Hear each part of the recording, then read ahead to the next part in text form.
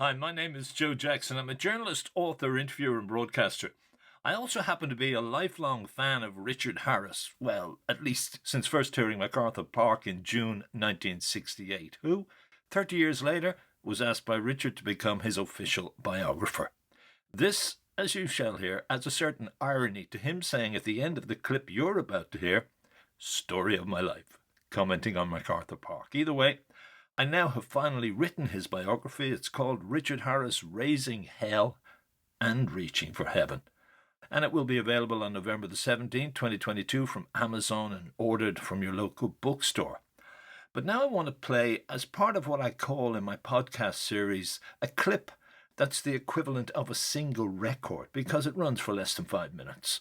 Although, sometimes, remembering as if I could ever forget MacArthur Park, which ran for more than 7 minutes, I indulge myself and make singles podcasts longer.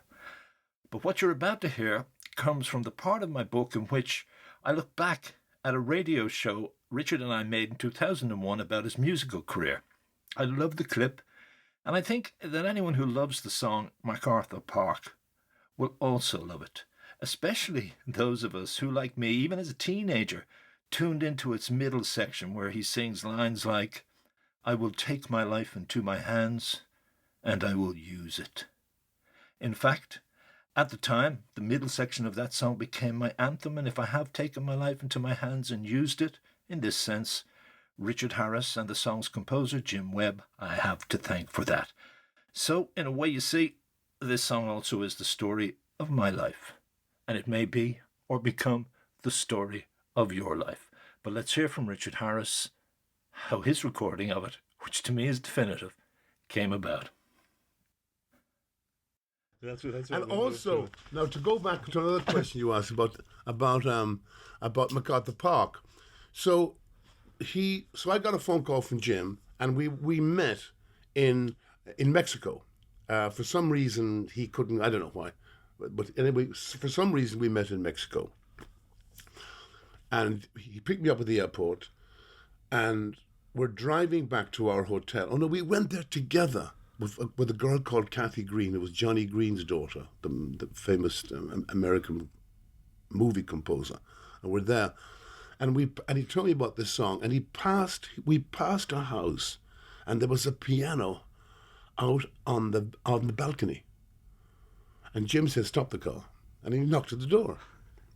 He introduced me. This is Richard Harris, who's starring in Camelot. And then we, I come in now. Jim said, "Can I use the piano?" I swear. So the fella said, "Yeah, overpowered. Yeah, what the hell's going on here?" And Jim sat down and he played MacArthur Park. And I thought it was stunning. And I said, "I want to do it." And he said, No. He said, "It's for a group." And the group were called the Renaissance. The Association. The Association, yeah. And when he went to play it for them at one of their recording sessions, they laughed at him, according to Jim. He was a terrible liar, but there we are. So anyway, they laughed at him, and he played. I said, "I want to do it." He said, "No, you can't." He said, "It's for a group." I said, "No." I said, "If you're going to," and I stuck my heels in. I said, "No, Jim, I want to record it. I think it's moved me. I want to do it." So we argued back and forth. And finally he said to me, "I'll tell you what," he said, "Look, do the middle section. There will be another song for me, and I will sing it. There will be another dream for me, someone will bring it. I will have the wine while it is warm and never let you catch me looking at the sun," whatever. Anyway, so he said, excuse me. Drink the wine, what? Richard, drink the wine, not have the wine. How dare you? We love that song. I will drink the wine while it is warm. I never let you catch me looking at the sun, and after all the loves of my life. Yeah. Anyway, so Jim said, "You'll do that." I said, "No, I'll do the whole thing." Jim said, "You can't. You never get it. We'll do the middle section." I said, "Jim, I'll tell you what we'll do. You will go in and arrange it in my key. I'm going to do it, right? I'm going to record it. But I will leave the final decision to you.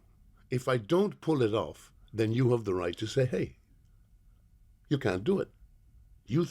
I think I can do it, you think I can't. If I can't do it, then you've got the right to pull it and just leave the middle section in." So we recorded it, and there it was. It became history. It was released as the B-side, you know. Was it? Which was the A? Didn't we? Didn't we was the A-side. And Didn't we was in the charts. And Didn't we was climbing up the charts. and a disc jockey, I think his name was Marcus, in San Francisco. Marcus from Gladiator. Was it? I hope not. Good old Russell. Yeah.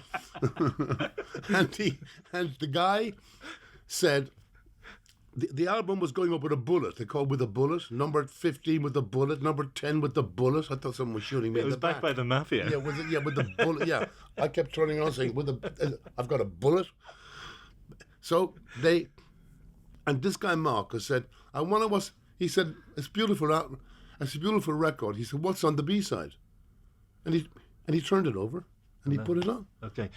What's really interesting about that story is that then many singers, again, including Sinatra, recorded only the middle section. The middle section, I know, yeah. Yeah. And for a lot of people, even looking back, the middle section is still the most resonant section. People still don't get the other bit. Yeah. But when it gets into the piece you sang there, people still hook into it. Yeah, they do, yeah. And it is, so even though it wasn't specifically written for you, it's still something obviously you could relate to. Yeah, oh yeah, very much. Oh God, very much. I mean, story of my life. Again.